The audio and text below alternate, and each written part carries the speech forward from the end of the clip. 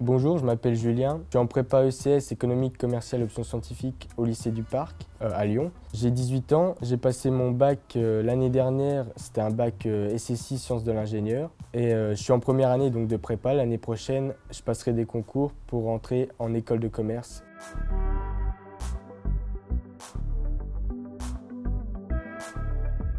J'hésitais entre un parcours ingénieur ou un parcours plus commercial management. J'ai candidaté pour des prépas MPSI, donc plus portés vers l'ingénieur, et des prépas ECS, donc plus portés vers le commerce et le management. Parce que mon but au final, c'était de faire un double diplôme après management plus ingénieur. Ça faisait que j'hésitais entre les deux prépas.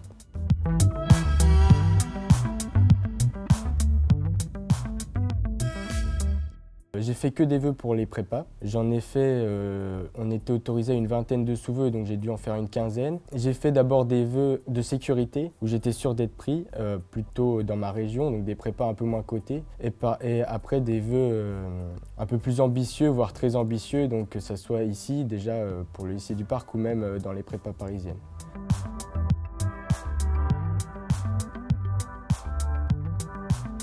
Très procédurier, mais si on respecte, si on lit bien les attendus et si on respecte les deadlines et le temps imparti, tout se passe très bien.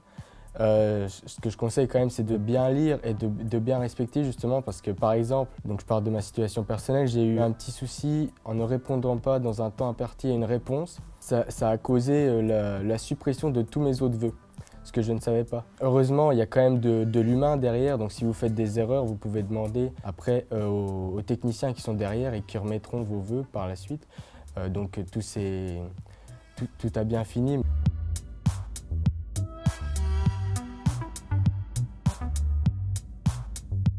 Déjà, pour la rédaction des vœux, je pense que le plus important, c'est vraiment de se singulariser et de montrer ce qui fait votre force en dehors de votre parcours scolaire, de ce que vous faites à l'école. Si par exemple vous faites des activités extrascolaires, que ce soit dans le domaine sportif ou associatif, mettez-le en avant. En général, les lycées ou les formations post-bac aiment bien cela, surtout en prépa, ça peut être très important. Un autre conseil, c'est ne pas s'auto-censurer, parce que je parle par exemple pour ceux qui veulent aller dans les formations les plus prestigieuses, entre guillemets. Ça ne sert à rien de ne pas mettre les meilleurs prépas à Paris, par exemple, donc c'est les plus réputés. Autant y aller et vous aurez peut-être des bonnes surprises. Multipliez vos vœux et allez-y.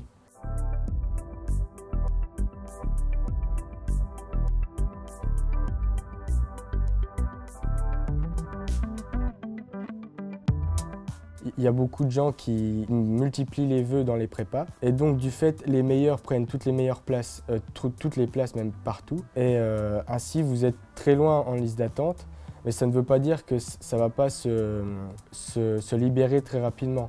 Le nombre de places que vous allez gagner chaque jour sera assez important. Je prends un exemple personnel aussi, pour le lycée du Parc, j'étais en liste d'attente, j'étais 500e. Au bout d'une journée, j'avais déjà gagné une soixantaine de places. Au bout d'un mois, j'ai été pris, donc j'ai gagné, vous voyez là, j'ai gagné 300 places en un mois. Donc il ne faut pas paniquer au début, vous serez pris au bout d'un moment, il faut garder espoir.